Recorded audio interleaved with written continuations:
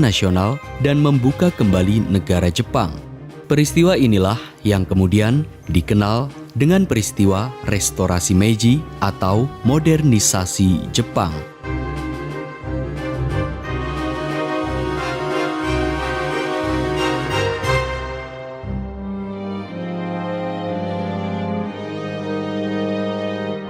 Kini, Jepang resmi menjadi negara yang terbuka.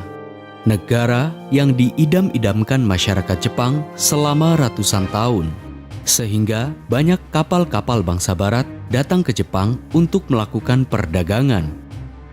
Hanya saja, Kekaisaran Meiji harus melakukan berbagai tahapan untuk memodernisasi Jepang menjadi negara yang maju.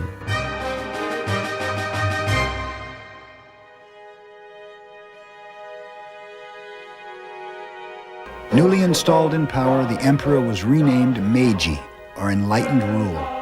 He became the symbol for a new Japan that would transform itself in 40 years, from a country of rice paddies to a modern military and economic power. Oke, halo semuanya. Perkenalkan, nama aku Safira Andriani. Aku biasa disebut Safira atau Vira. Aku berasal dari kelas 11-2.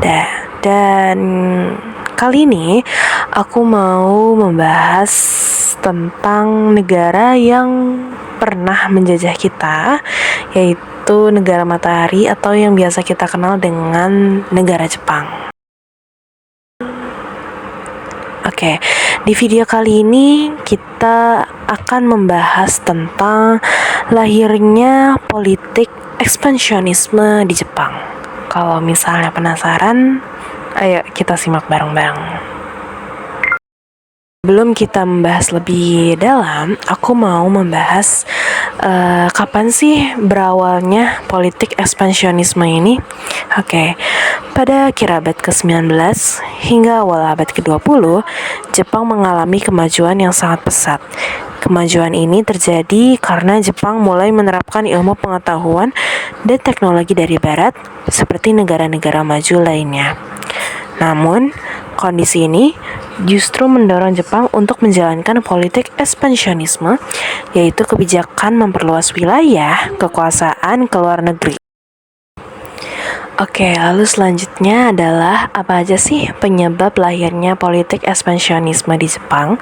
Di sini aku membagi jadi 4 poin, yaitu yang pertama adalah pertumbuhan penduduk yang semakin pesat, lalu yang kedua adalah penolakan terhadap pembatasan imigrasi, lalu yang ketiga adalah kebutuhan bahan mentah dan pasar, lalu yang keempat adalah faktor ideologinya.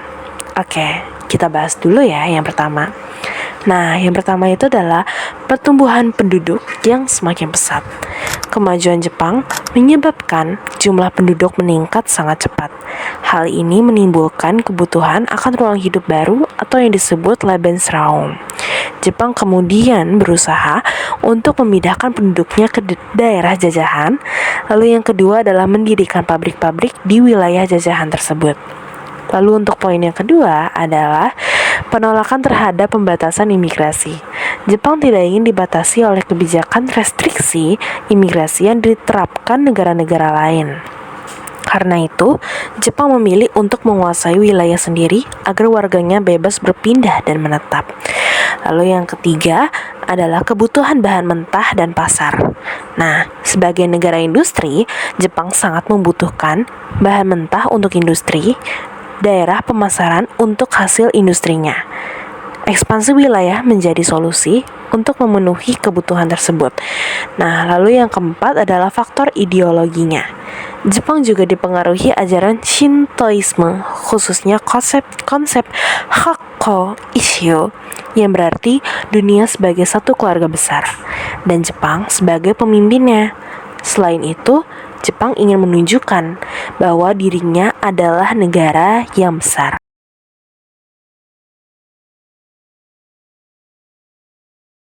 Nah, lalu selanjutnya apa sih dampaknya dari politik ekspansionisme ini? Nah, tadi yang sudah aku jelaskan, karena dengan perkembangan industri dan ekonomi yang sangat pesat, Jepang akhirnya memiliki kekuatan militer yang disebut dengan gunbatsu yang bersifat otoriter. Nah, kekuatan militer ini itu sangat kuat gitu. Nah, bahkan sekitar setengah hasil industri Jepang digunakan untuk keperluan perangnya. Oke, kita udah masuk di penghujung acara. Mungkin sekiranya segitu aja. Jadi, politik ekspansionisme Jepang lahir karena faktor demografi, ekonomi, ideologi, dan militer. Semua faktor ini saling berkaitan dan mendorong Jepang menjadi negara imperialis di Asia. Terima kasih yang sudah menonton. Sampai jumpa di video pembelajaran berikutnya ya. Dadah!